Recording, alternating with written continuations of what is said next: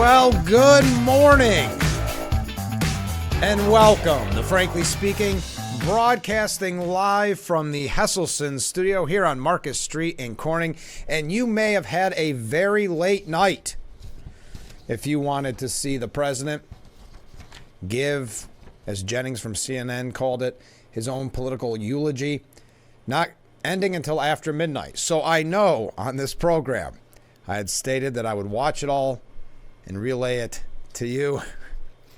That was not factually accurate. If you're fact checking me, that's a little late, folks. But of course, have seen the rebroadcast, etc. But the live broadcast was not in too many people's wheelhouses. Booting Biden one last time, this time out of the primetime speaking slot, because people like AOC, Hillary Clinton ran long. The DNC spin on it is there was so much enthusiasm, so much clapping and cheering that it just ran much longer than expected. Did you watch it? What did you think? We're going to be talking about it. We're also going to talk about our governor and what is arguably her biggest political speech of her career, and that was last night. We'll tell you what Governor Hochul had to say. A few things here about the campaigns in general. Most of the focus will be on the DNC, day one. A little bit maybe about what to expect today as well. First, let's go through some comments from yesterday's program that didn't make the cut due to time, much like Biden, that came in after the program aired. First off, this woman is not opposed to a woman being president. But not that woman, meaning Kamala Harris. Thank you very much. Another comment from a viewer. Good morning, Frank. Hey, good morning.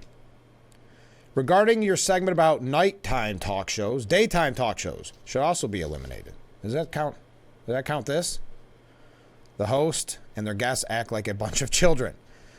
They are extremely immature. They are silly, and therefore a complete waste of time. They should be used for, say, educational programs. Thank you very much. That was in reference to yesterday's talk about the late night shows becoming irrelevant, mainly due to the politicalization of the program, where it is now when you tune into a Stephen Colbert, Jimmy Fallon, Jimmy Kimmel, you're lectured on politics and you don't end up having a good time. So it's really for like-minded people. It's for people in their political bubble to laugh at the old stale cliche Trump jokes.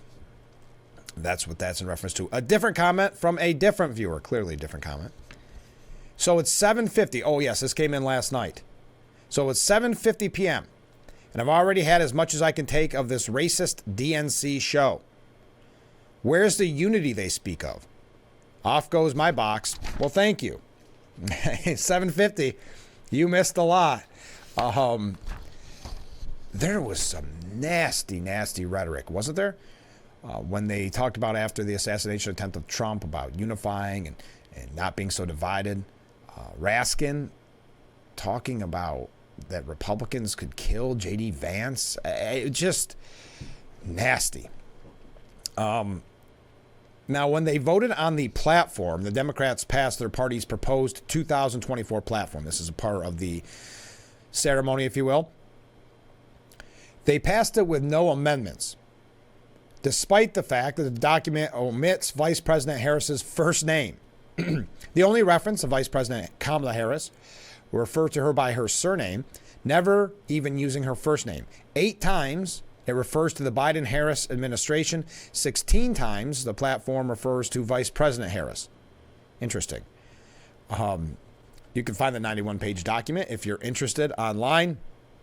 But that did pass yesterday with no reference to Kamala even once. Now, Jill Stein. Jill Stein is a third-party candidate running on the Green Party ticket.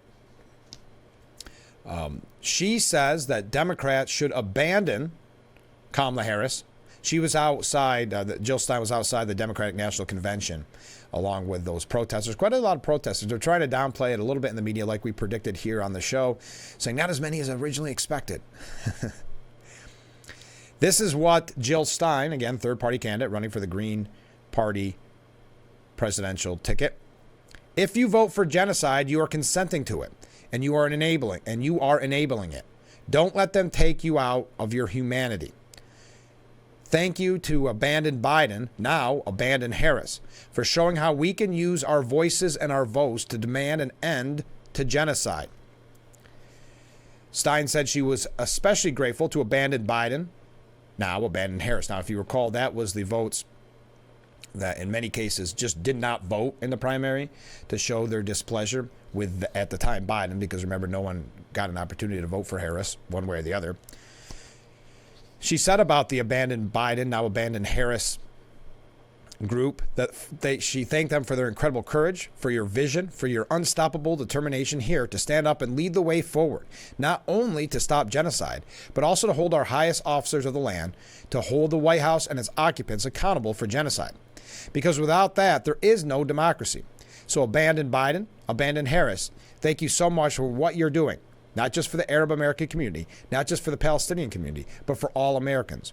You are helping us assert our democracy again, our democracy that is on life support. She also called out Harris for failing to have a, quote, single challenging interview yet. So you can be sure the honeymoon will not last because the policies are what they are. Because this person has a track record that has put Americans into this moment of despair, this moment of struggle, this moment of agony.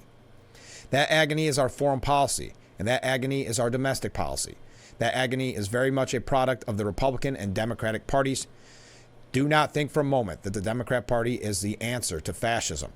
It would be more accurate to say it's the cause of fascism. Why is that?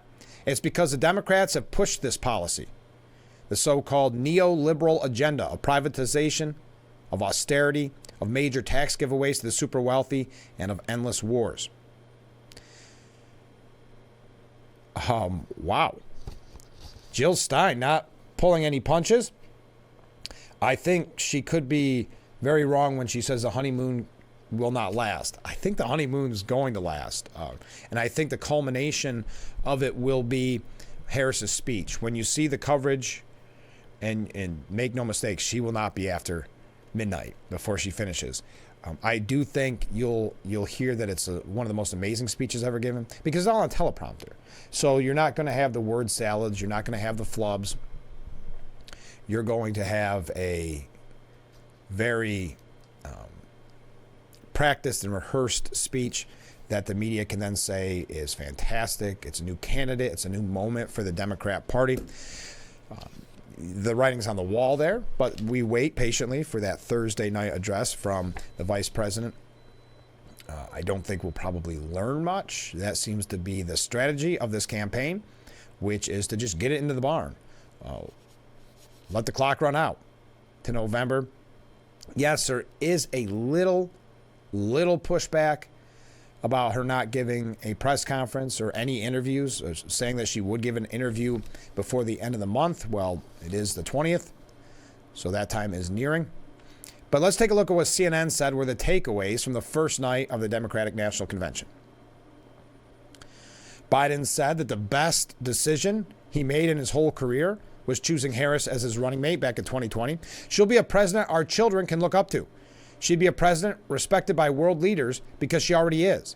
She'd be a president we can all be proud of, and she'd be a historic president who puts her stamp on America's future. So the theoretical passing of the torch.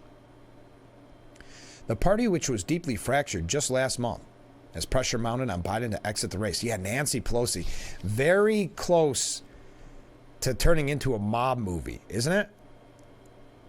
Where now Nancy Pelosi is saying, I'm sorry, but I did what I had to do.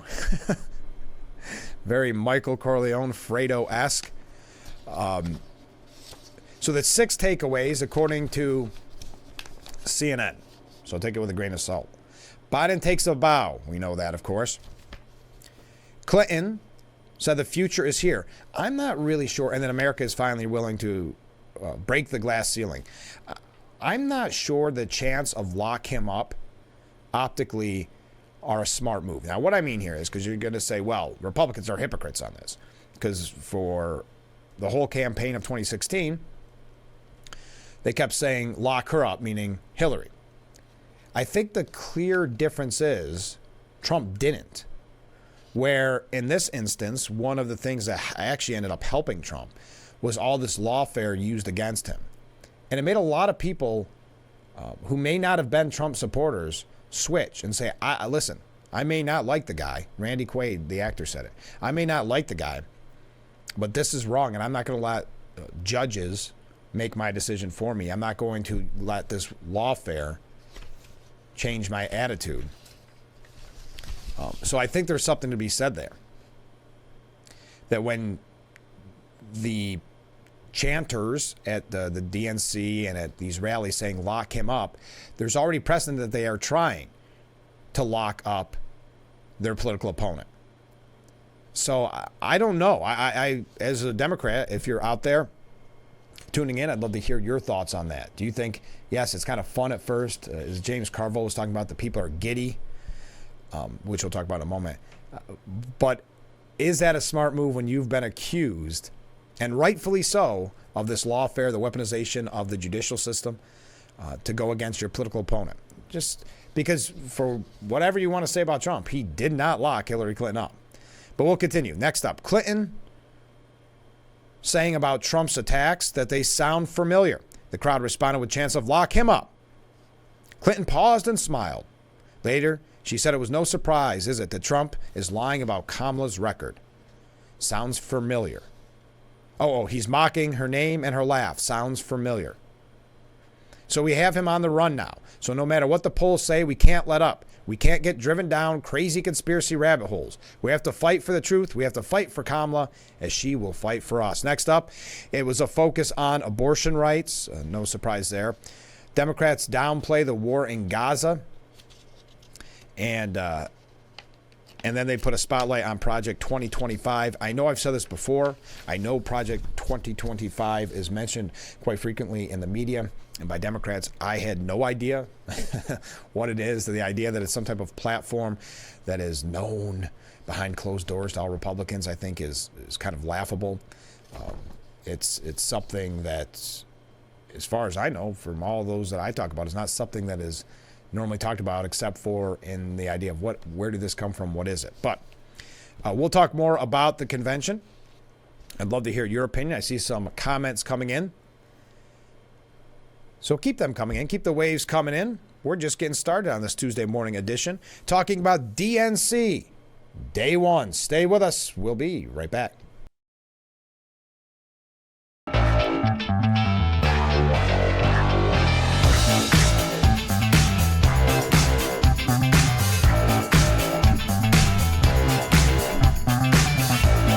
We are back, broadcasting live from the Hesselson studio. I am your host, Frank Akam. Thanks so much for joining us this morning. We do not have a Steuben Senior Services Fund interview because I knew we'd want to talk about Day 1 of the DNC. We will have some guests later on the week. Like, how about this? Don Berlew from Watkins Glen International will be joining us, I believe, on Thursday.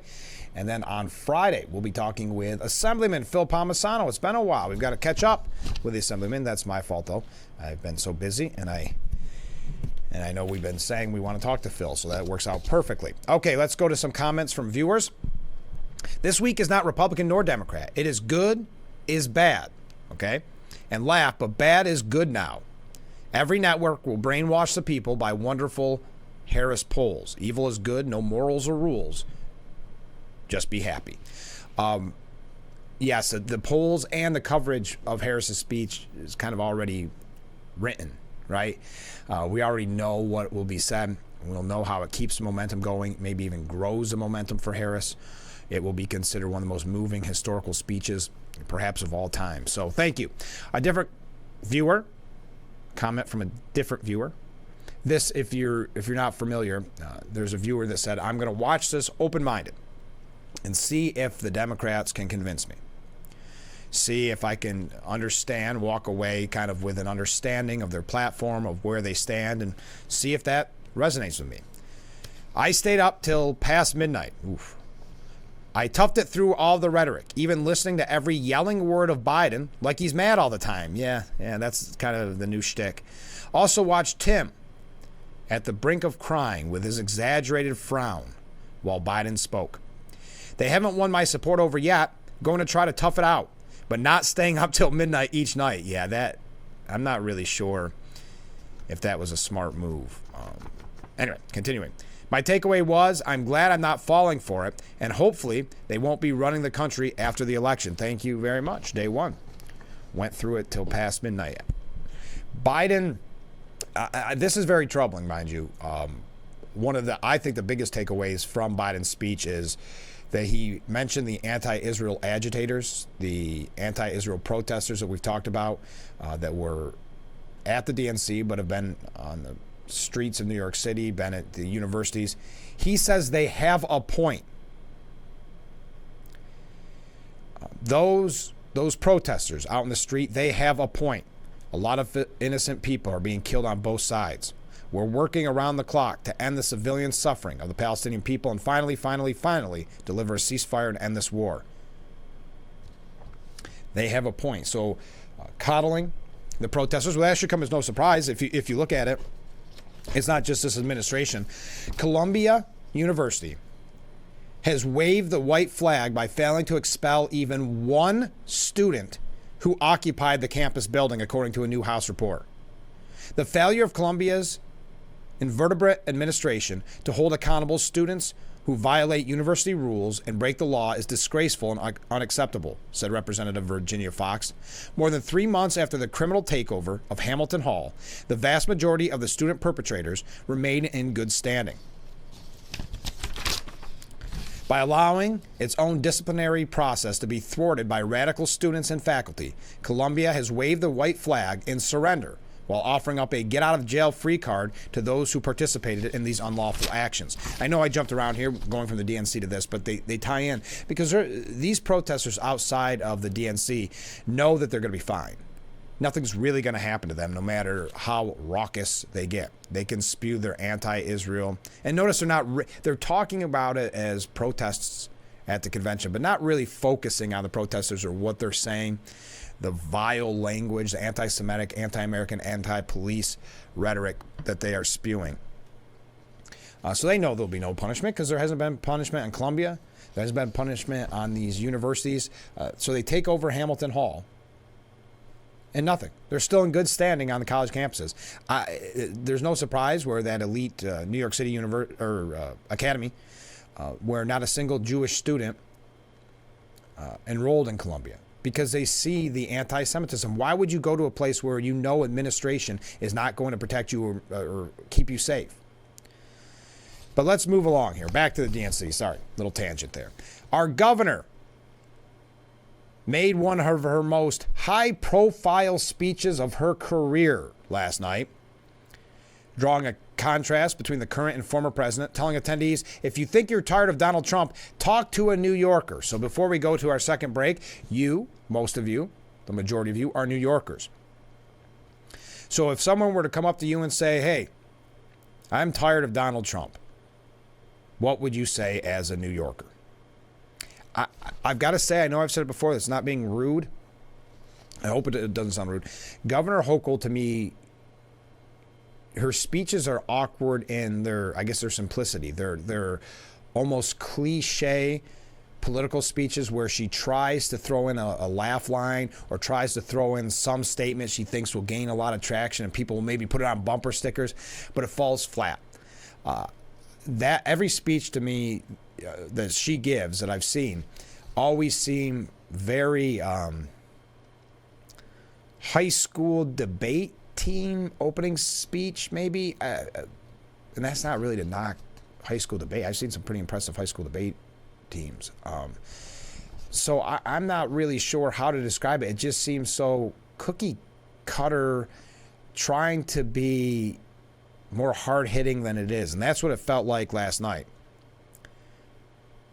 She said, we have kids to feed, roads to build, jobs to create, real problems to solve, and we need leaders who can get it done. Now, some would argue that Kamala Harris has been there 3.5 years.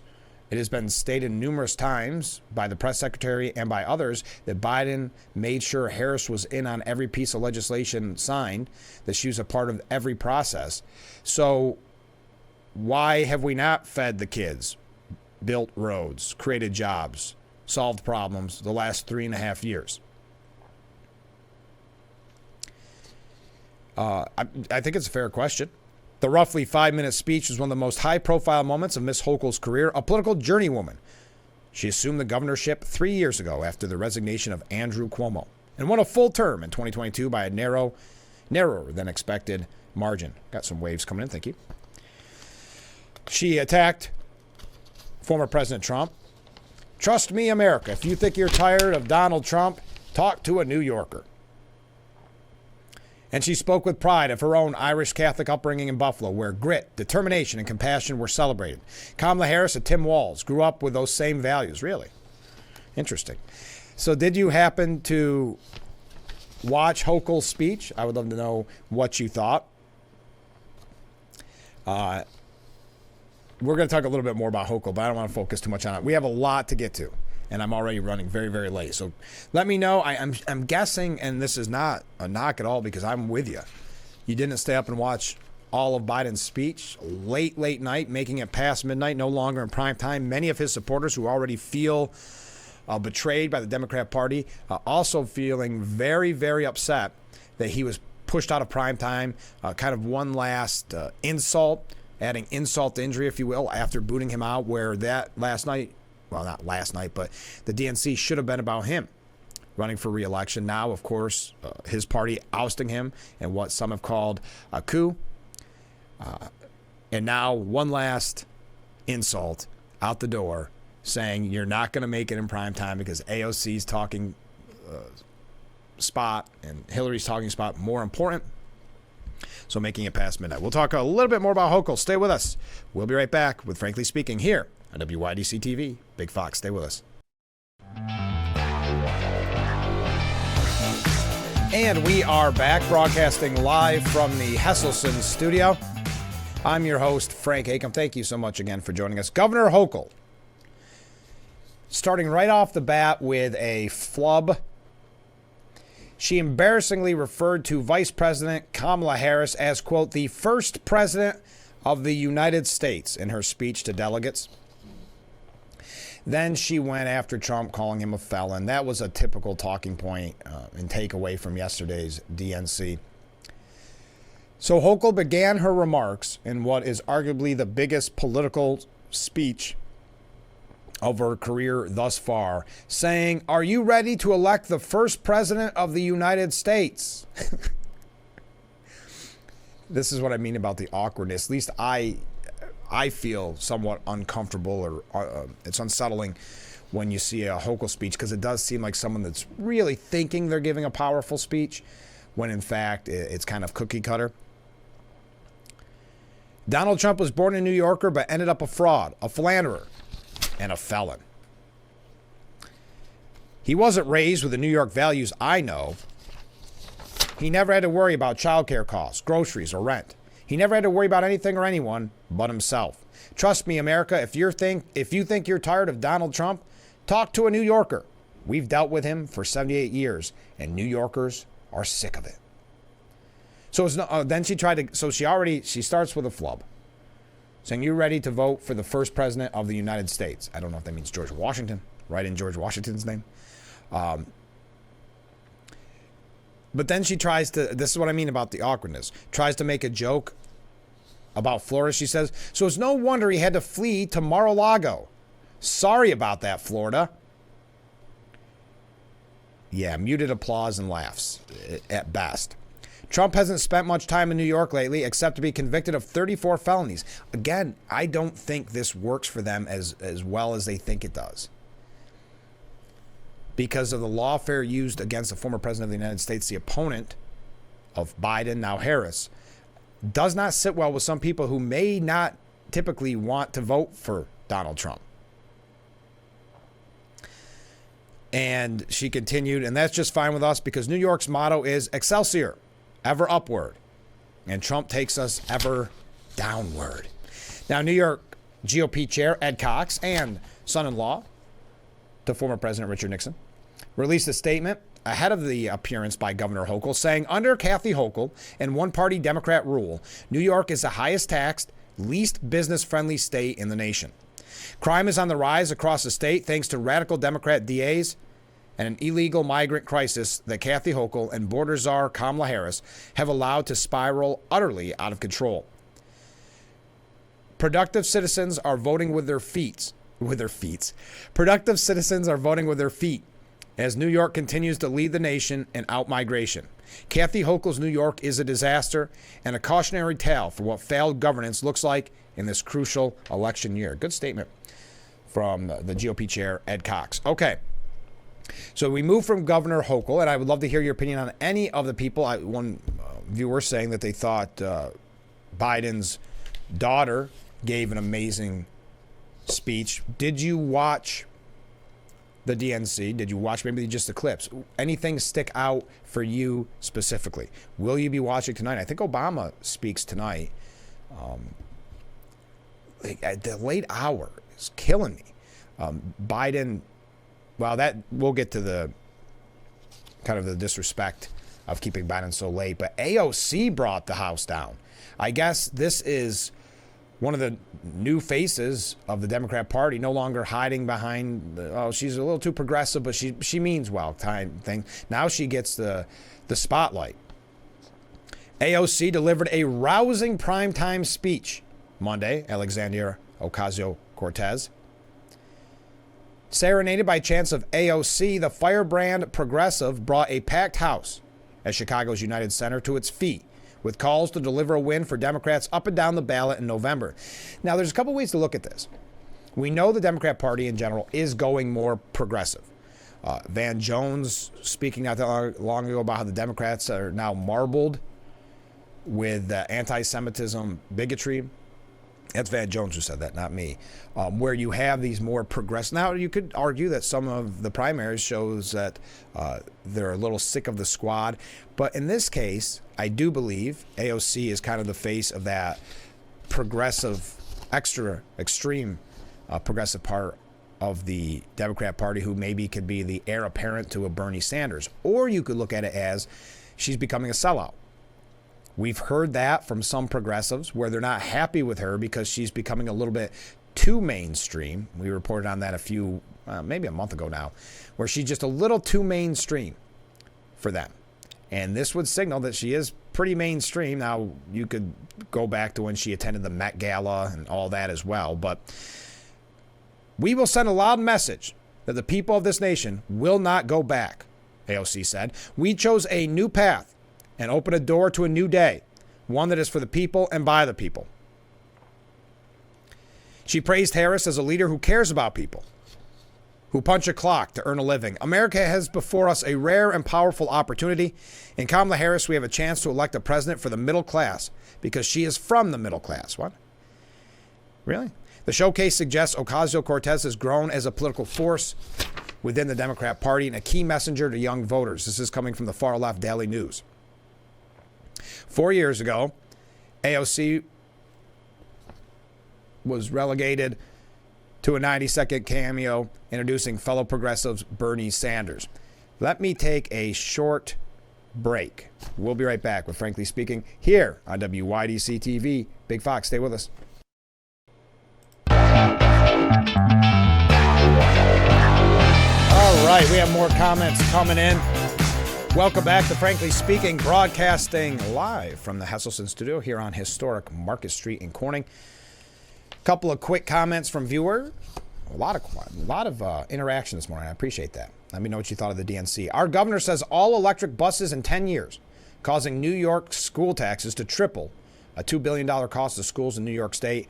Bad governor. Yes, we've talked about that with Assemblyman Phil Palmisano extensively, and we will continue to do so because he'll be on the program on Friday. But it's not sustainable. The EV buses, the electric buses for schools, I mean, the cost for the infrastructure for the buses, it's shocking, and he'll have those numbers for us. Continuing along here, other comments. Their Trump trash talk is the toughest part to watch. They twist him to be Hitler. Yes, that we know that the whole focus, and I don't know how this brings unity. I don't know how this shows a path forward, but is about their hatred for Trump. Continuing, the Dems can't ever figure out that alienating over 50% of the American voter with all of their hate won't ever unite the country or woke up Trump supporters to their Picasso painting view of reality. They talked a lot about gun control, especially the assault rifle. I know a lot of Democrat supporters that have told me they will need to pry their guns from their cold, dead hands. Thank you for the waves there. And thank you for the comments. Yes, gun control is a major issue. That was one of the first things they really started talking about when Walz was put on as well. Hillary Clinton received, and this is interesting, she spoke last night. Hillary Clinton received what was arguably the loudest cheers of the night, even more so than what Harris received, because Kamala Harris attended last night. I think that was kind of, hey, if Trump's going to do it, I'm going to do it. Former Secretary of State Hillary Clinton received a standing ovation at the Democratic National Convention on Monday as she dug into her 2016 playbook, highlighting gender as a focus of the presidential election. After the roughly 1.5-minute long ovation, with cheers that appeared louder than they were for Vice President Harris herself earlier in the night, Clinton first thanked President Biden, leading to chants of "Thank you, Joe." It's got to be really awkward if you're Joe Biden, as these people praise you. Hillary did. Nancy Pelosi chanting around along with a "Thank you, Joe," knowing that these are the exact people that stabbed you in the back and ousted you. I mean, he's still, up until the end, still a good soldier. I mean, he's been loyal to the Democrat Party for 50 plus years, 60 plus years.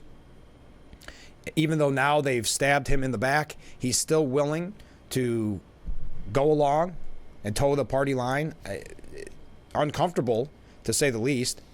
The 2016 Democrat presidential nominee went on to discuss the importance of women running for president, highlighting Shirley Chisholm's 1972 White House bid and Gerald D. Ferraro. I always can never remember how to say her name. Ferraro's 1984 nomination to be the first female vice president. "If we can do this, we can do anything," Clinton said, reminiscing about her own presidential campaign. I'm not going to go through all of it because one thing I don't want to fall into is just quoting from speeches. You can watch the speeches yourself, but we know that she took numerous digs at Donald Trump. Donald Trump fell asleep at his own trial, and when he woke up, he made his own kind of history. The first person to run for president with 34 felony convictions. And that's when the crowd started yelling, "Lock him up," as she smiled and nodded. I think the optics of that are horrible. I really do. And I don't want to keep using that term optics, but I think they are. Because they've used this lawfare against a former president, their political opponent. Now you can say, well, Frank, did you have a problem with Trump's rallies where people were saying lock her up, meaning Hillary? He didn't. At the end of the day, he did not. Where this administration has attempted to do just that with the former president, with unprecedented charges, unprecedented twisting, especially with D.A. Bragg's. Basically now it doesn't matter if the statute of limitations is over. They can figure out a way to finesse it. I don't know. I guess that's what they're going to keep talking about. To me, it is not a good look after having weaponized the judicial system. Continuing, one last thing that I wanted to mention that Hillary said, "We put a lot of cracks in the highest, hardest glass ceiling, and tonight we are so close to breaking through once and for all." So lock him up. Hillary Clinton smiles and nods amid chants echoing Trump supporters. The difference is one actually put it into effect, and that was the Democratic Party. So what did you think of these various speeches? Was there anything that stood out to you? Now, when we come back, we are going to talk about really this insult to President Biden, which is to keep the convention running long and allowing some of these speakers to run long so that he was not giving a speech during prime time. He was out of that window. Definitely insulting. One last kind of insult out the door. We're going to tell you a little bit about what he had to say. Boy, the media is glowing praise. It's such a world of difference when they're covering the RNC as compared to the DNC. Well, what did we have the report yesterday? 15,000 journalists ascending to Chicago to cover this. You can tell their happiness of being there. And then when you look at their reporting from the RNC, it's, well, I guess this is our job. We have to do this. There's no fun. There's no excitement. Go to CNN. It looks like it's Kamala Harris's campaign website, CNN.com. They are giddy to be there. They're happy to be there. They love covering people that they support, and that's what we're seeing. Look at these waves coming in. Thank you so much. So you could just, I know they're using the term vibe, but you can feel the vibe from these quote-unquote journalists, and they're happy to be there. But let's talk for a moment about joy, right? That's the term they were using, that Kamala brings joy back to the campaign, that is joyful, her campaign. Is that what you felt from these speeches last night? Just look at the ones that I've highlighted. The nastiness towards Trump and his supporters, the spinning of, well, Harris is going to fix all these problems. Well, the problems that she's been overseeing for the last 3.5 years, I did not see personally what I would consider joyful. I mean, there's times, but joyful speeches. They were mostly negative, mostly focused on Trump.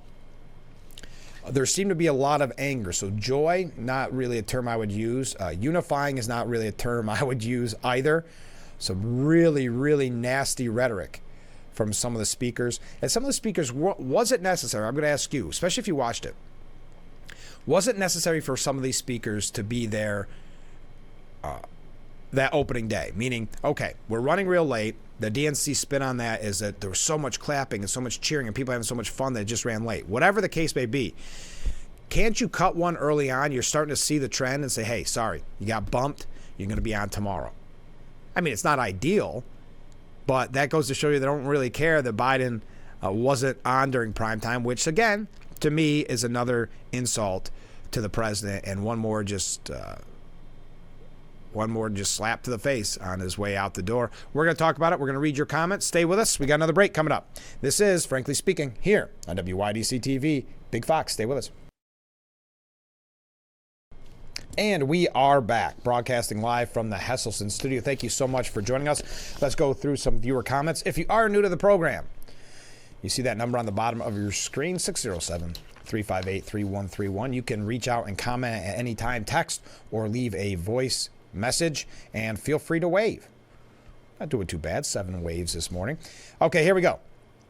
I did not watch any of the DNC because I didn't want to smash my TV, knowing that if a Democrat is speaking, they are just spewing out what they think will get them elected. They have the do as I say, not as I do mindset. In other words, you'll never see what they promised. Also, we have more important things to worry about than abortion, things like the economy, national security, and immigration. And let's face it, after 3.5 years, not a great record to be running on when in regards to the economy, national security, and immigration. So thank you. A comment from a different viewer. The only reason I find fascinating to be watching them, meaning the DNC, is their view of Republicans, yes, and revealing their battle plans. Yes, I do believe it's important to watch so you know what the talking points are going to be. You know which direction they're headed. And it is interesting to see what they think of Republicans and MAGA and Trump supporters and Trump. Because there's just such a hatred and disdain. I mean, it goes back to the basket of deplorables comments. And each time it seems like there's a Democrat president or someone running for president as a Democrat, they say something that shows their true colors of what they think of Republicans and Americans in general that do not agree with them. The bitter clinger idea, like Obama had the bitter clingers, they cling to their guns and their Bibles. Okay. And I would love to hear from you. If you are a Democrat, what did you think of last night's DNC Day 1? So critics are slamming this, I guess, the scheduling of the DNC for making Biden wait so long to speak. Washington Examiner chief political correspondent Brian York said, how late are Democrats going to make Joe Biden wait to speak? Lots of speakers left. If they keep them all in the lineup. Honest question. Is DNC running so late that Biden's speech gets pushed out of primetime? Is that a strategic move by Harris and the Democrats? Wondered Republican strategist Alex Conant. It very well could be. Just push them out so not as many people see them, not as many people stay up. National Review Twitter account said, for those keeping score, it's 10:30 p.m. and there are still 6 solo speakers on the official DNC schedule before Joe Biden takes the stage, plus an additional trio of speakers taking the stage together. Looking very likely Biden won't even take the stage until we're out of prime time. Christopher Hale, a 2020 Democrat delegate from Tennessee, said, we're 90 minutes behind schedule. It's unconscionable to have President Biden's address occur at midnight. We should postpone some upcoming folks and put the president up there soon. It says, and Britt Hume saying, it says a lot about the Democrat Party that would not ask its abortion speakers to wait a while so that their president could speak at a reasonable hour on a night supposedly devoted to him. Yes, that night was, allegedly anyway, devoted to Biden and kind of the history of Biden on his way out the door. One person, Scott Jennings from CNN, put his own political eulogy, and that's not a positive term.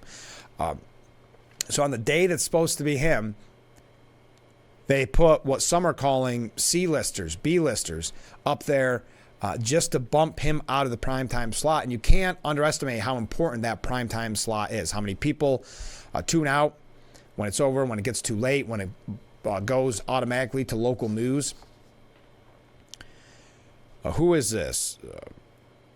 Mary Catherine Ham said, Democrats mean girl with the best of them.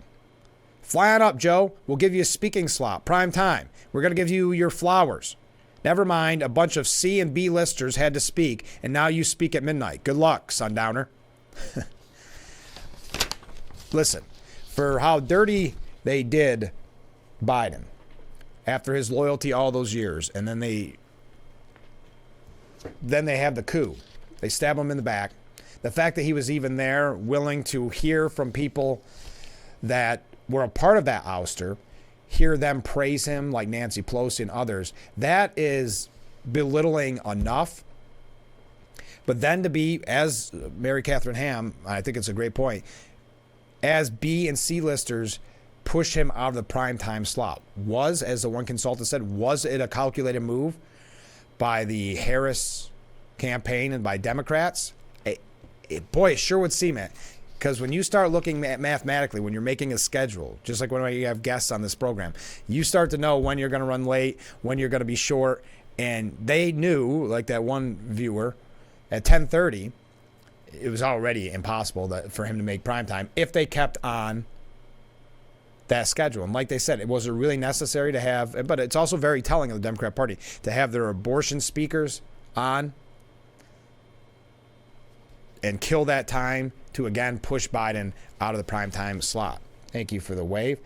So what did you think? We got another break, last break of this hour. Boy, we're moving fast on DNC Day 1 edition of Frankly Speaking. I do have a couple announcements I think we'll make later on of some events coming up, some local issues coming up. Oh, one thing, we had Sheriff Allard on last week, fan favorite, Sheriff Allard.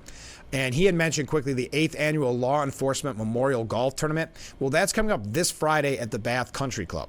If anyone is interested, I actually have some sign-up forms. There are some spots available, not a lot, but I know we just glanced over it quickly in our interview. So if anybody has any questions or you want to find out more, I can email you the documents to sign up. All teams must include one member with law enforcement affiliation. That is 1 point. Registration is $400 per team. Check-in and breakfast is at 9 a.m. Shotguns start at 10 a.m. There'll be cash raffle items, 50-50 raffle, and many door prizes. Registration is limited to 24 teams. Once filled, a waiting list will be started. So I think there are a few spots left. And there's also sponsorship opportunities like whole sponsor, memorial sponsor, beverage cart sponsor, those type of things. So if you want to find out more, you want me to send you that information, just go ahead and text me at that number on the bottom of the screen, and I will pass that along to you. I had some people ask me about it, realizing that we talked about it on the program but never went into depth. Okay, last break of hour number 1. Stay with us. This is Frankly Speaking here on WYDC TV, Big Fox. We are back with Frankly Speaking here on WYDC TV, Big Fox. We have a lot of great comments coming in from viewers, and I don't want to rush it right here at the bottom of the hour, so I'm going to read all of your comments at the top of the hour. So make sure you stay tuned because we have Ken has weighed in on watching the DNC last night. We want to make sure to focus on all of these great comments from all of the viewers. So that'll be coming up in just a little bit. Biden did bid adieu. Couple of little issues in his speech, a little bit of mangled words at some point. We'll talk a little bit about what he had to say. Again, I don't want to fall into the trap of quoting, but we'll take a look at what some in the media have had to say about it, some of the bias out there, some of the people that I think rightfully so, if you're a Biden supporter and you go, hey, I voted for this guy to be our presidential nominee. I voted for him. And you out of a whim ousted him, pushed him out, and now you don't even let him speak during primetime. I mean, it's wrong. I think a lot of Biden supporters have a right to be upset. Because, again, remember, the people there, the delegates, really, at the end of the day, the only one there that received the vote to be the presidential nominee for the Democrat Party was the man who spoke last night, Joe Biden. But, of course, because of that backdoor coup, you now have Kamala Harris. So I can understand if you have been a loyal Biden supporter, may not sit that well. Now, they're not talking about it loudly because, let's face it, anybody but Trump in their mind, right? They don't want Trump. But that's still got to sting. And the one last insult, the one last slap in the face is you don't even let the man that the Democrat Party voted to be their presidential nominee, you don't even let him speak during prime time. Because as Mary Catherine Ham, or whatever her name is, said, you wanted to have B-listers and C-listers speak before, or you wanted to have those abortion rights advocates speak. Boy, it's got to sting. They said that Biden's holding a grudge. Now, he said last night he's not, but behind the scenes, he's got to be fuming on how this all went down from beginning to end. And it's more of just a fun thought that Biden has got to be rooting for a Trump presidency. The only reason being is that then he can say to these people that stabbed him in the back, see, I told you I was the only one that could beat Trump, but you knew better. And so you put Harris in, and now look what you got. I know that maybe that's just me kind of laughing behind the scenes, but you almost got to think in the back of his mind there isn't at least a little bit of that, just because of how dirty they ended up doing him in all of this after his loyalty all those years. Well, we are going to read viewer comments when we come back, dive into what some are saying about Biden's speech and about the DNC day one in general, and get your take. That is the most important point. Get your take. You see the number on the bottom of the screen. Let me know what you thought of last night's convention. Thank you to all of those who actually stayed up and watched it, the full thing. So they're giving us their commentary, and I really appreciate it. But let's take that break. This is Frankly Speaking here on WYDC TV. Big Fox will be right back.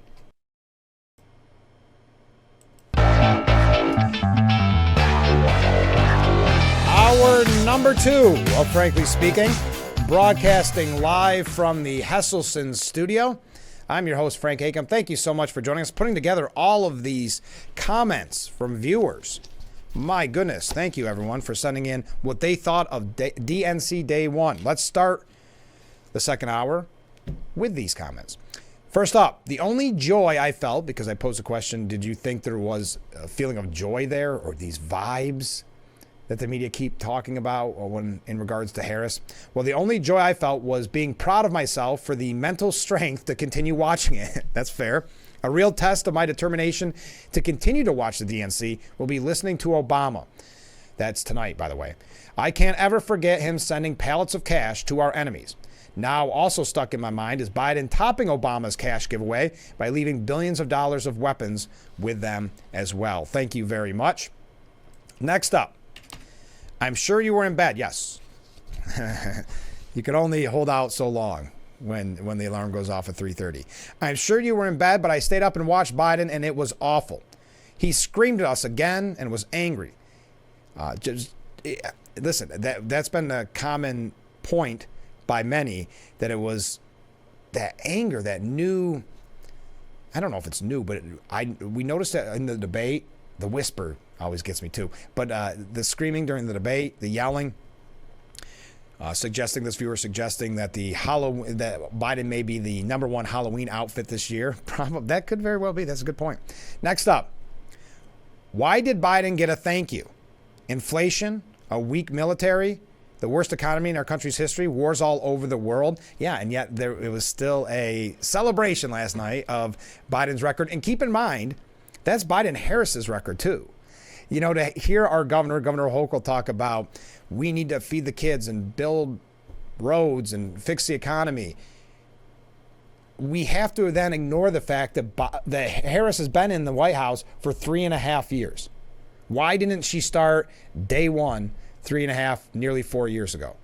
I think that's a very fair question because remember, the Biden administration has made it clear that Harris was a part of all negotiations, all conversations on legislation.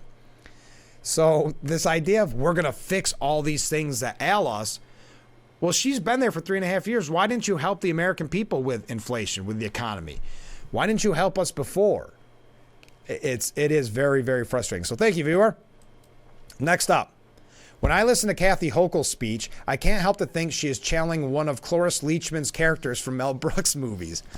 Either Frau Blucher, I can't remember how you say that. Boy, it's been so long since I watched Young Frankenstein. Or Nurse Charlotte Diesel from High Anxiety. You know, that's a very good comparison with Cloris Leachman. I couldn't put my finger on it. Watching her speeches to me, and this is Governor Hochul, are just awkward because it always seems like she's really proud of herself and she thinks she's going to get that one line in there that either gets a laugh or really dings Trump or whatever the issue is. And she tried that yesterday saying, oh, Trump had to run away to Mar-a-Lago. Sorry, Florida.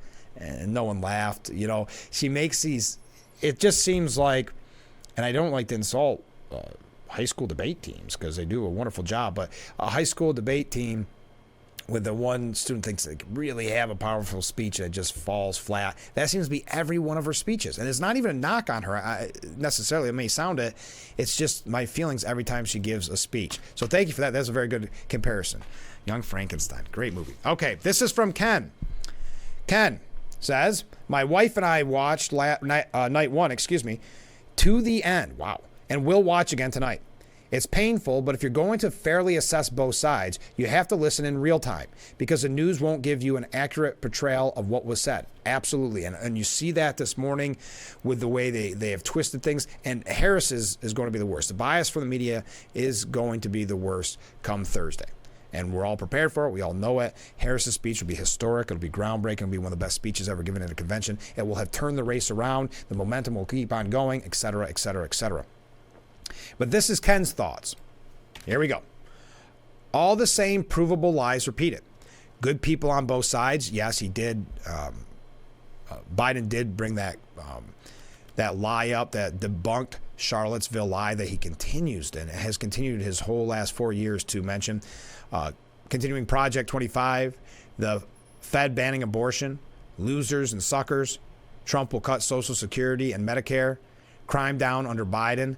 Most jobs ever created under Biden, border crossing less than under Trump, and on and on. Yes, they're lying talking points. Did you see, and I know we ran out of time yesterday, but I talked about it very quickly at the end of the program. Ken has more comments. Hold on, I'm just getting on a tangent. Where Don Lemon was interviewing people in New Jersey, of all places, deep blue New Jersey, and they were saying why they supported Trump. And the one guy says, because I can't afford things. I don't have any money in the bank. I'm paraphrasing. And Don Lemon actually says, well, I understand you feel that way. He actually used the line that we always use on this show to kind of mock. We know you feel this way, but I have stats. I have documents right here that proves that is not true. So that idea, and I know we've said it a million times, but never mind what you're seeing, experiencing, feeling when you go to the grocery store, you go to the gas station. Never mind those things because Don Lemon and the Harris Walls campaign have a sheet of paper with statistics on it that actually show you are better off than maybe any other time in history. Now, again, don't look at your bank receipts. Don't look at your savings and checkings account. Don't look at your receipt when you go to the grocery store. We had a viewer, how much did they say they spent the other day on just a couple small bags, $170? I spent $50 yesterday just basically to make dinner by going to the grocery store. So I understand it. But yes, Don Lemon saying, no. Okay, but I'll continue. I'm sorry. I don't want to run on a tangent on every one of your points here, Ken, but I appreciate it. Next up on Ken's kind of relay of what he saw last night. I may be uneducated about AOC's situation before political life, but I thought her family was very well off. In her speech, she said her family had to struggle with foreclosure, implying she was very poor. Which is it true? I don't know. I know she was the one thing that they would highlight a lot, that she worked as a bartender before going to Congress. I'm uneducated on her background as well, but something we should get educated on because apparently she is the up-and-coming star of the party, a lot of focus on her at a time when they were distancing themselves, not that long ago, distancing themselves from her far-left beliefs. Now she is kind of sold out, and that's not my words, that's progressives. She is sold out, become mainstream, and boy, she seems to be a star if you watch the speech last night. Continuing, Kamala didn't look happy during most of Jill Biden's speech. I also wonder if she was upset when Hillary spoke, because many people are saying that Hillary Clinton received bigger cheers, louder cheers, longer ovation than Kamala did when Kamala attended yesterday. But yeah, she didn't look happy during most of Jill Biden's speech. And there's probably no love lost between the two, if you want to be honest. Next up, Tim Walz had a continuous exaggerated frown. Weird. I hate the term weird, but I know what you're doing there, Ken. Yes, you're not the first one. You're not the first viewer to say that. That there was exaggerated frown the whole time. That goes back to what I said when Walz was first introduced to the country. Because remember, what was it, like 91 or no, it was 71% of the American people had no idea who he was before he was picked.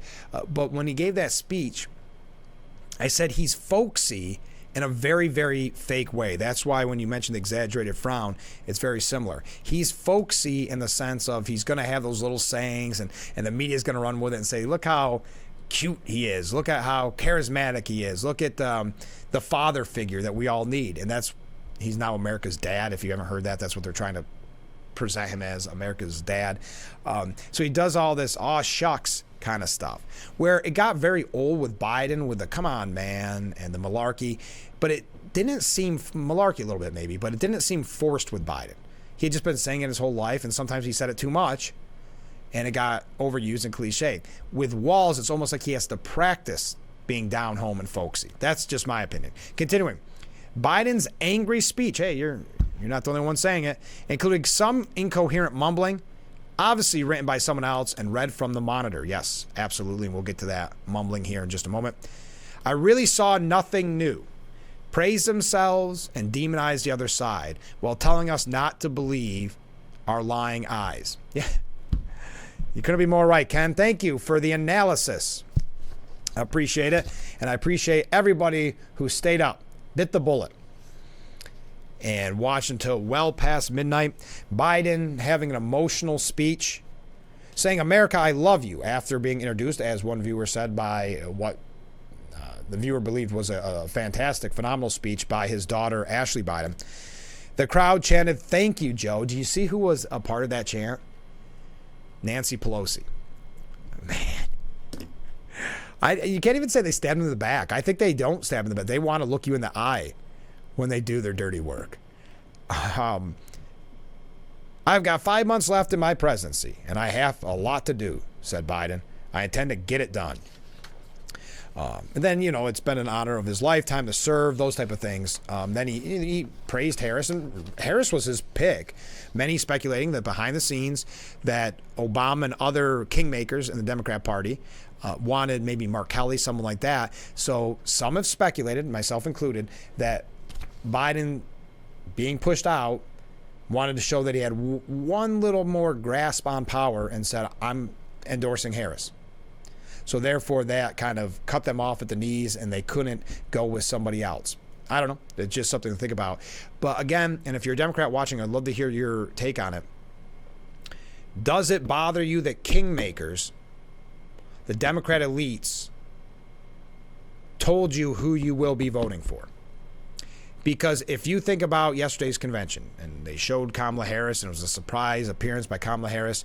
If you think about it, and look at Kamala Harris, and you look at Biden, only one person in that room received votes to be the Democratic nominee to run for president of the United States. And that was the man who gave the speech last night, Joe Biden, where Harris did not receive any votes to be the Democrat nominee, and yet she gets the hero's welcome, and yet she is the one who this week is all about. And last night was supposed to be, that one day was supposed to be about Biden, and they pushed him out due to these low-level speeches, pushed him out of primetime. Talk about insulting. Biden ended up speaking at 11:27 p.m. Eastern, limiting the number of live viewers. About half of Americans live in the Eastern time zone. He wrapped up well after midnight in New York. A Biden aide, and we're going to talk more about this because I realize I'm running late. A Biden aide told Axios, far left Axios, "This is awful. He literally set up a campaign and handed it over to them," meaning Harris. "Do they have to cut him out of primetime?"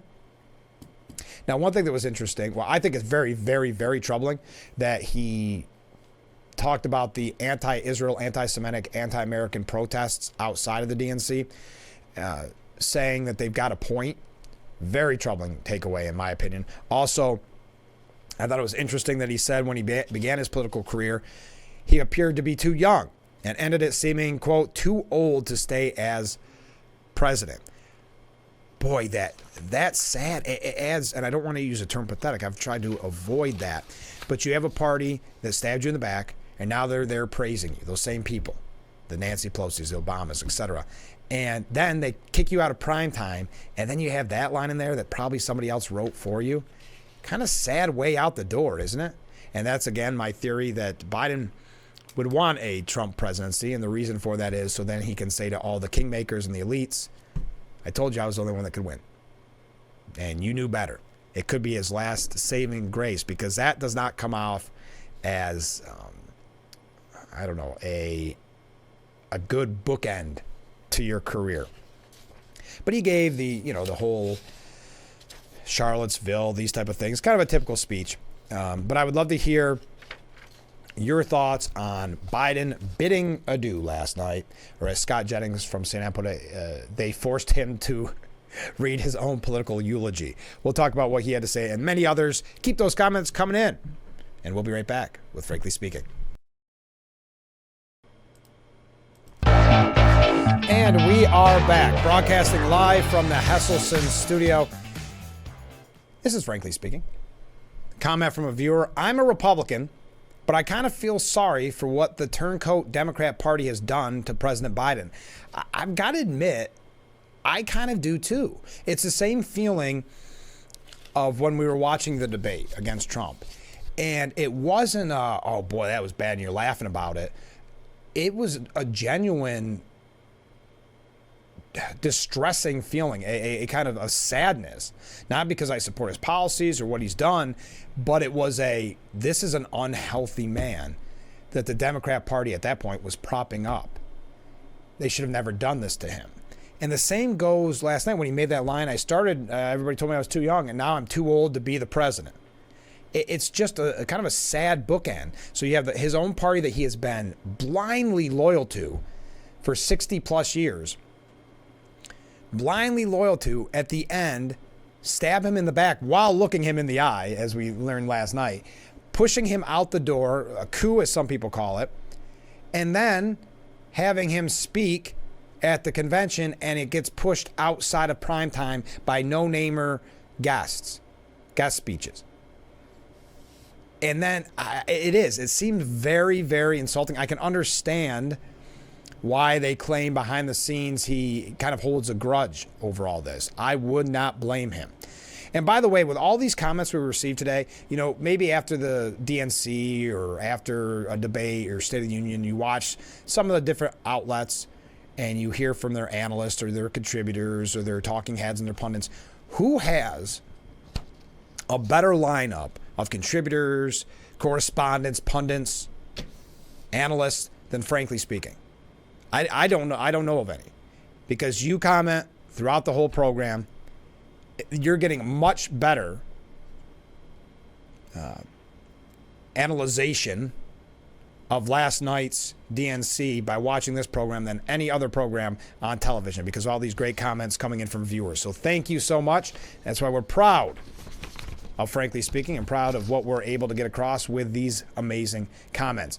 Now, as I mentioned, CNN's Scott Jennings, he's the Republican political consultant at CNN, but I thought he had a very good point on this. Jennings said Biden is known in his career as being one of the best eulogy givers at funerals. And now they're making him come and give his own career eulogy. And now they're making him give his own eulogy. I'm anxious to see how he handles it. This is before the speech. I mean, he was bullied out of the race after 52 years of service to the Democrat Party. And it wasn't all about his age. He was unpopular. Yeah, again, it wasn't about his age. It wasn't about his mental acuity. It's just the polls were going in his favor, so they booted him out. Not for the safety of the country, not for the future of the country. It was because it doesn't look like you can win any longer. But I'll continue. He was going to lose. It was Afghanistan. It was immigration. It was inflation. And he had to be dragged out by the fingernails. I'm sorry, he's not here in a happy moment. This yarn that is being spun in this hall that he was popular and selfless and handing off, no, it is the opposite, and everybody knows it. Yet the Democrats are engaging in this theater of looking at the cameras and saying it as though it's not true. Yeah, he didn't go gracefully. It's quite the opposite. It is quite the opposite. Wow, all these comments coming in. So Pelosi, one of the people that did arguably the most damage, was seen chanting, "We love Joe." Remember, after she did this, after she helped with the ouster of Biden, she also said, we need to put Biden on Mount Rushmore, trying to get back in his good graces. But she was chanting, "We love Joe." Now, before that, declining to confirm whether or not she has spoken with Biden since he dropped out, she contended that what she did was necessary, right out of a gangster movie, a mob movie. She said, sometimes you have to take a punch for the kids, for the children. I did what I had to do. I did what I had to do. That sounds like every mob movie, every, murder type movie where I did what I had to do. My concern was not about the president. It was about his campaign. Wow. So even admitting it was never about his health. It was never about his well-being. It was never about the country's well-being. Again, proving yet again, it was all because it didn't look like he would be elected, and they can't have that. They can't have Trump. So, hey, thanks for your 50 plus years of service. See ya. See ya, buddy. And by the way, she wouldn't confirm or deny. One time when they said, have you talked to him? Are you still friends? Pelosi said, well, you would have to ask Joe about that. So that means no. I would not imagine anybody that's even close to being a friend or an acquaintance even where you'd say, well, you'd have to ask him or you'd have to ask her. That means you're not friends any longer. So Nancy Pelosi defending herself over the beef with Biden, saying, I did what I had to do. We got a ton of comments coming in. I've got a really good piece coming up next from Dan McLaughlin. Dems bury an angry shouting Joe Biden at 11:30 p.m. in one final disgrace. But again, the most important pieces here, the most important thoughts about last night's DNC come from you, the viewer, and I see a lot more come in, so stay with us. We'll be right back with Frankly Speaking here on WYDC TV. Big Fox, stay with us.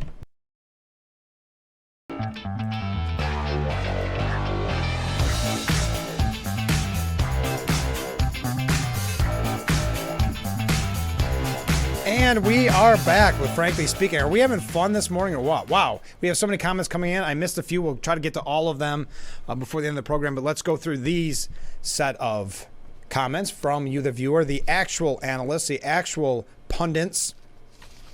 That's why we have the best show on TV. Let's go to it. I just can't help but think to make Biden flip within days, they must have given him some sort of cash payment. As well, perhaps around $5 million. I say because the first started to talk of the war chest, it was $100 million, then it dropped to 95. Maybe. There you go. There's some speculation. I really think it was the lack of confidence from everyone around him, and I don't know. Hey, how about this for a comment? And this is why we have the best analysts on TV. This from a viewer. You're on top of it today. We sure are. We are on top of it today. We're doing great. Next up, right now, the way I feel, and I'm a Republican, a dog and cat could be running against Her Majesty and Tim Walz, and I would vote for the dog and the cat. Thank you very much, viewer. Here we go. Good morning, Frank. Good morning. I watched the DNC convention with an open mind. It was completely disgusted. The Democrat Party is a party of division, and they have no idea how to correct problems Americans are facing. There was no mention about their policy to fix the economy, immigration, and all the endless wars. All the speakers last night are totally out of touch with reality, and their position is very clear: to completely destroy America. These individuals believe they can make you think they are uniting Americans. I'm not fooled by their rhetoric. If this ticket is elected, the United States of America will be completely destroyed and will be unrecognizable like Russia, North Korea, Cuba, China, and Venezuela. And I heard someone say, and this comment's not done, I heard someone say that if you're being accused by your opponent of being a communist and a Marxist, maybe your first policy position out of the gate shouldn't be price fixing. And I thought that was a really good point. I don't remember who said it, but if your opponent's calling you a communist, maybe don't get up there and offer, again, your first policy substance of a policy is price fixing. But continuing with what this viewer had to say, the Democrat Party is about changing America into a communist country, and they tell that to your face. We all must understand this will be our last chance to save America. Rob. Thank you, Rob. Thank you for the comment. All right. Here we go. Morning, Frank. Good morning. I've been watching your show for a while now, but I'm not sure what a wave is. Well, great. We have a second to recap.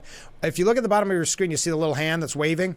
A wave started with people walking by, because we're right here on historic Market Street, broadcasting from the Hesselson studio, and people jogging or running in the morning would wave. And so we thought it'd be interesting to keep track of how many waves we received during a show. But then we realized, and it took me way too long to realize this, I still count them, but I don't want people waving on the street, because that means they're not home watching, frankly speaking. So that's when an astute viewer, or a few astute viewers, said, hey, I'm going to send you a text that either says wave, that's the emoji of the wave. Some people sent a wave like a tidal wave, and that counts, because that means you're watching, and that's added to the list. So that number on the bottom of the screen, 14, that's how many waves we've received this morning. And sometimes I count the good mornings, but there hasn't been a lot of people on the street. I think our record was 38 waves in a day. All right, enough on that. Dan McLaughlin, he says the Joe Biden show is officially in reruns. Biden even got bumped out of prime time. His speech started at 11:28 p.m. in the hour when old sitcoms run in syndication. This was not an accident. The first night of the Democratic Convention was Losers Night, featuring Biden and Hillary Clinton, along with duds like Kathy Hochul and zealots like AOC. It's an interesting point. It was kind of Losers Night, wasn't it? Hey, speaking of that, do you think this was a calculated decision, that he would get bumped out of primetime? I think that's a fair question. I would love to hear your thoughts on it. I think it is. I don't think you can reasonably look at that itinerary and not think it was going to go long. So do you think Harris and the Democrats pushed Joe Biden out of primetime on purpose? I don't think it's because they didn't know what he was going to say, like he was going to go against them or something. I just think they didn't want him in the primetime position on a night that was supposed to be to honor him. Again, so insulting, so demeaning. Democrats lined up an endless list of speakers ahead of Biden to push his speech back as far as they could, so as few people as possible would hear it. The speech itself was written as a celebration of Biden's accomplishments, some real, many imagined. The actual nominee was an afterthought. Biden spoke of Harris only as someone who helped him, not for anything she ever did on her own. If the Harris campaign had any hopes that Joe would let them get distance from his record, they were dashed. Quote, "When I say we, I mean Kamala and me," he emphasized, reminding voters that there's no turning the page by voting for Harris. Biden tried to play the old hits, but they rung hollow. He talked about Charlottesville and how he claims Trump as president emboldened and praised anti-Semites. Isn't that amazing? At a time when Van Jones, of all people, saying the Democrat Party is marbled with anti-Semites, Joe Biden actually talking about the anti-Semitic protesters down the street, saying they have a fair point. They have a good point. We saw how anti-Semites have safe harbors, literal encampments on college campuses, immune from the law in Joe Biden's America. Biden even said of the pro-Hamas protesters, quote, "Those protesters out in the street, they've got a point." No, they don't, Joe. Just days after Tim Walz pledged that Democrats wouldn't call their opponents names, Biden called Trump a loser, a liar, a felon, and a sucker. Amid the usual rants about January 6th, there was the usual bald-faced lies, such as the claim that the Biden-Harris administration, quote, helped schools get back open after COVID, when in fact they ignored the recommendation of scientists to side with the teachers' unions in protracting school closures.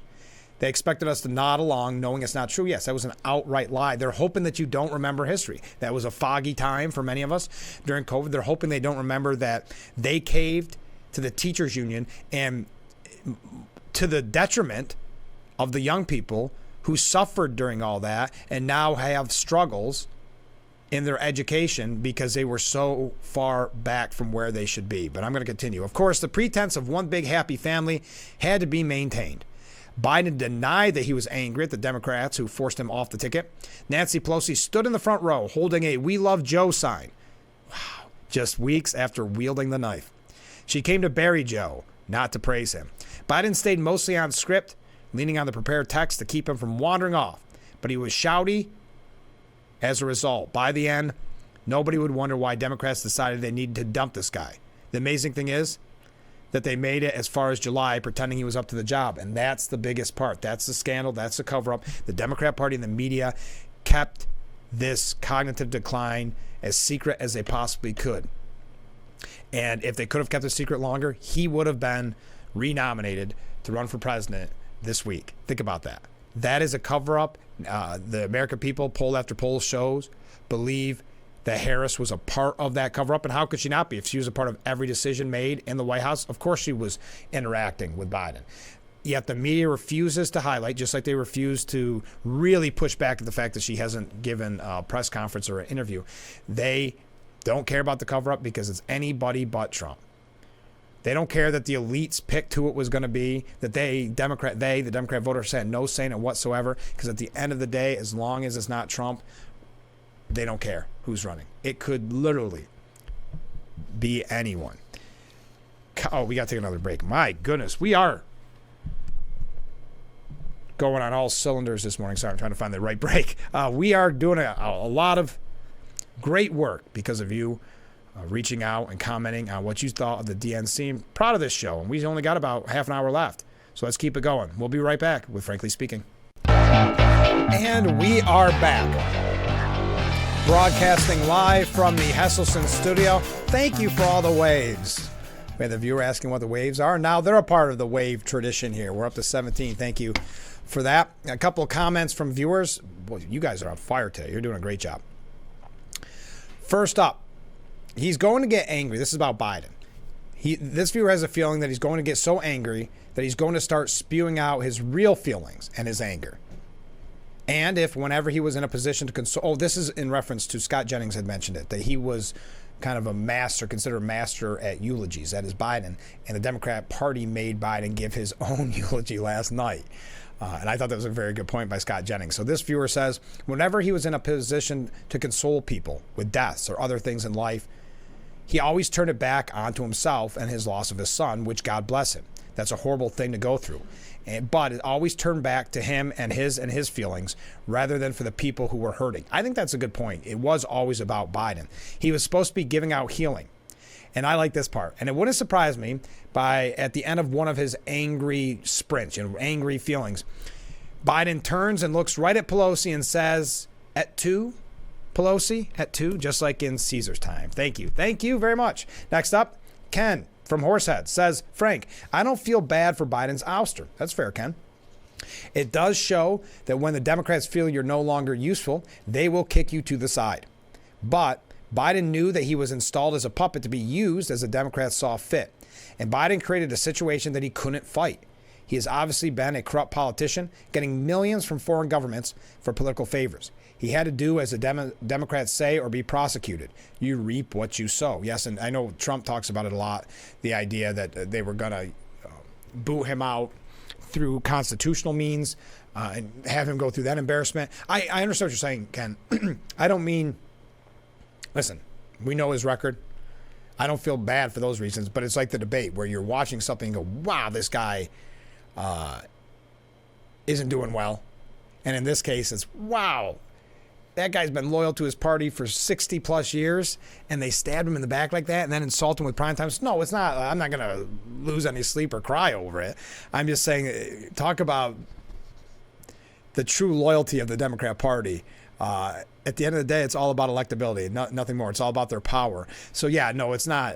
Trust me, I'm not losing any sleep over it. But I do think it goes to show you a lot about who the Democrat Party is. And Nancy Pelosi saying, "I did what I had to do." Stone cold killers, folks. Next up, comment from a viewer. "Pushing Joe out of primetime was calculated." I agree. Most of the older voters, like me, would be snoring in the recliners by 10:30. They had to have him there. It was the next best thing to putting him in the basement. The under 60 voters and some curious Republicans were kept watching just to see him in his defeated condition. Yeah, and what he would have to say. We've got a bunch of other comments coming in, which we'll read after the next break. Colin Reed, I thought, had a good way of putting it. Look past the tributes, because yesterday was supposed to be all tributes to Joe Biden. Joe Biden had been shuffled aside now in every sense of the word. Ironically, he handed his party's nomination to Harris, a candidate who had earned precisely 0 votes. And yet, Joe Biden's still talking about democracy has prevailed. And whose previous bid for the White House imploded, meaning Kamala Harris, well before the first votes were cast. 4 years after setting records by winning more votes than any other U.S. presidential candidate, and less than a month after his voluntary withdrawal from the presidential race, a contest which, by the way, he received 14 million votes, folks, Biden delivered a fiery, near hour-long stem winder before being shuffled aside in every sense of the word. Instead of an entire convention to nominate him for a second term, Biden's speaking slot was the proverbial kiddie table, stretching well past midnight and happening 3 days before his second in command took the stage. It was an unthinkable series of events prior to the June debate. And we're not going to go through that. We know all of what happened. But you have Nancy holding a sign that says, "We heart Joe," after she did what she had to do. Speaking of the, let me see, getting cut off here. His former governing partner, Barack Obama, who 8 years after discouraging his second in command from seeking a presidency against Hillary Clinton, was said to believe that Biden needed to seriously consider the viability of his candidacy. So everybody stabbed him in the back. But for all the talk about Harris's joy and the Democrats' momentum, remember this. Joe Biden beat a talented field of candidates in 2020, including the person vying to replace him. The last Harris presidential run was so lackluster, she dropped out in December of 2019, more than a month before the first votes were cast. In that sense, she shares a place in history with Biden, who was forced to withdraw back in 1988 because of plagiarism. Now, but you do got to keep that in mind. That's why I do believe that they are going to keep her in the basement. They're going to keep... they're not going to have a problem with her not giving interviews, that they are totally fine with kind of just wearing or winding down the clock, running out the time. As the festivities kick off in Chicago, Biden can say he kept his promise, albeit unwillingly, about serving as a bridge candidate. It's still an open question about where that bridge leads. Okay. I think the scariest point yesterday was when Biden said, folks down the street have a point, meaning the anti-Israel, anti-American protest. I need to grab a glass of water. I got a frog in my throat. Stay with us. We'll be right back with Frankly Speaking here on WYDC TV. Big Fox reading your comments when we come back.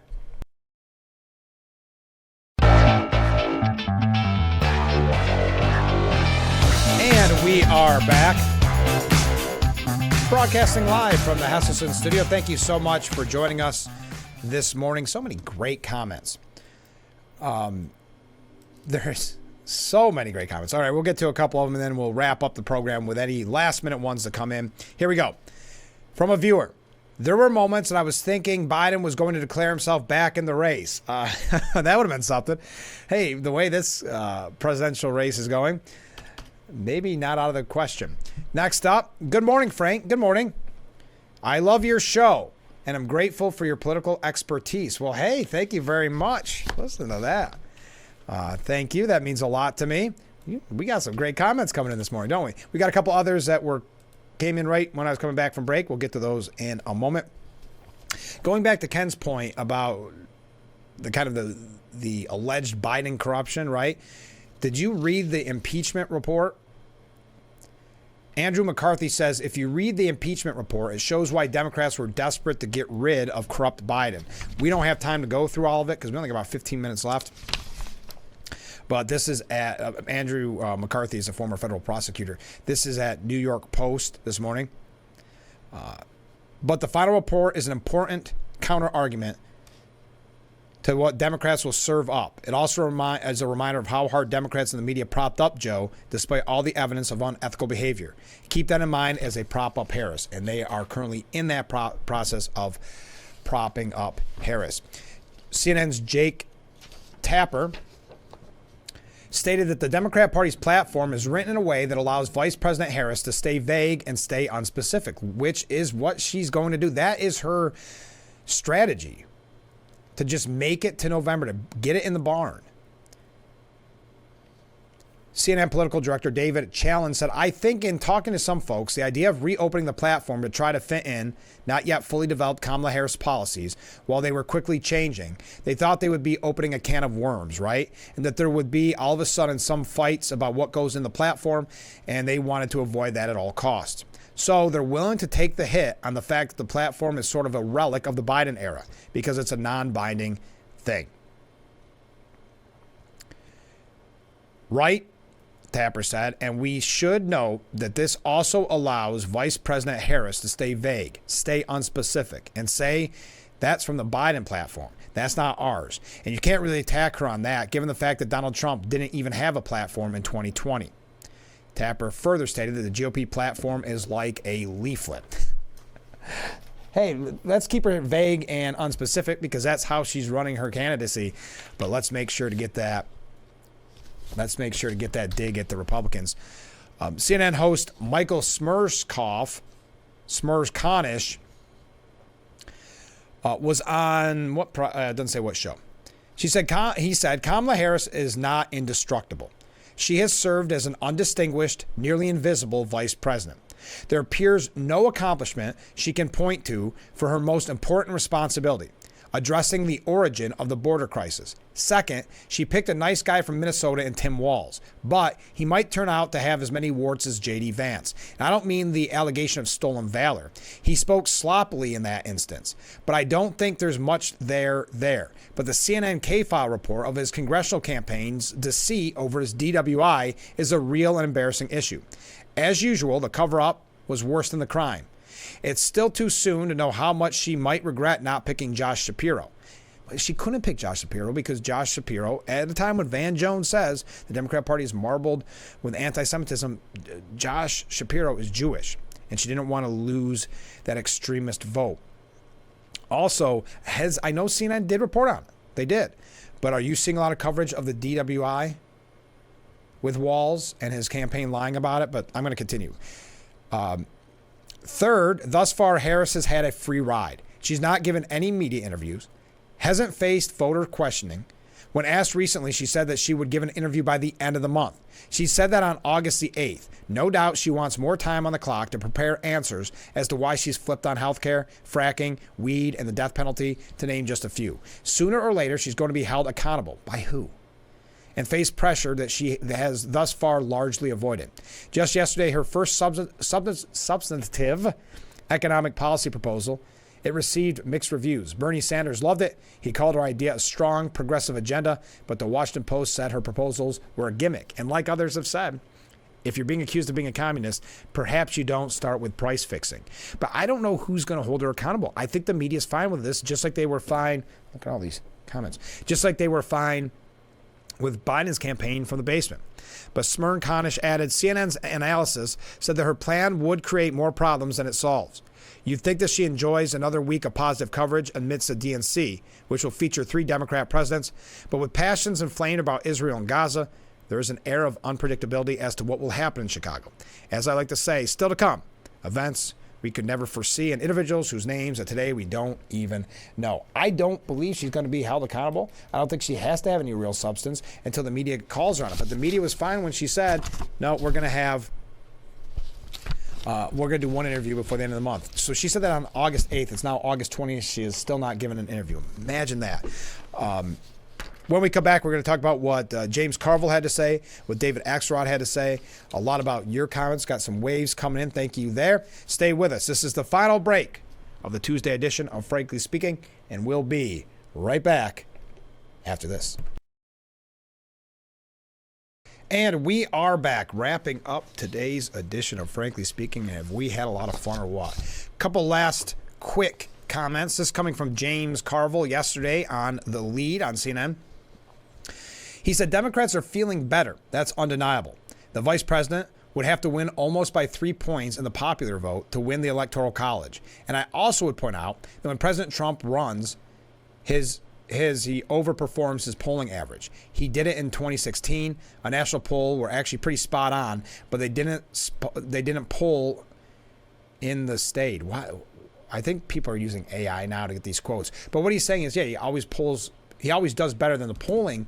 And I think the reason for that is the media and those who have doxed people and try to destroy people's lives for supporting Trump. There's a lot of people that aren't going to say they support Trump. But at the end of the day, they don't want to lose family, friends, whatever the case may be. But at the end of the day, they pull that lever for him. Then they polled in the states in 2020, and you would have thought Biden was going to win these states by 8 points. He didn't. President Biden did no such thing. So these people need to have some reality infused in their optimism. I'm glad that people are feeling better. I'm glad that people are excited. But anybody that looks at this with any sense of history, any sense of objective, sees that there's plenty possible pitfalls that we face, that we need to acknowledge and stop being giddy all the time. David Axelrod said yesterday on during CNN's coverage of the DNC,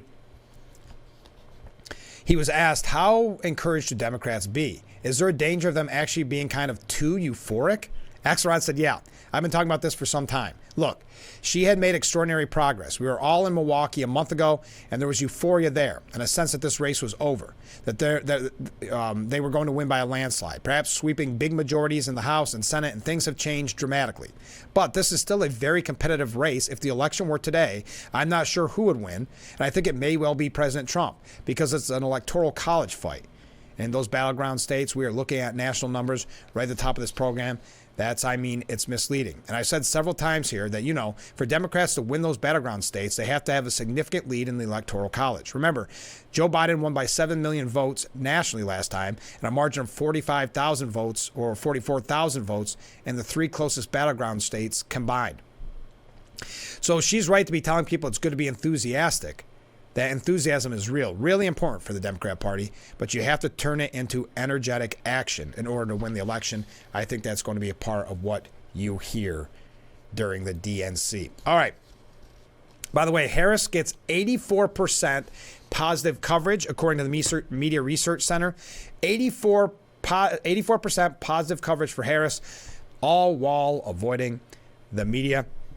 Joe Biden's former chief of staff, Ron Klain, admits that Kamala Harris failed as vice president. We were all united behind the idea she would be successful. We just didn't find the path to do it.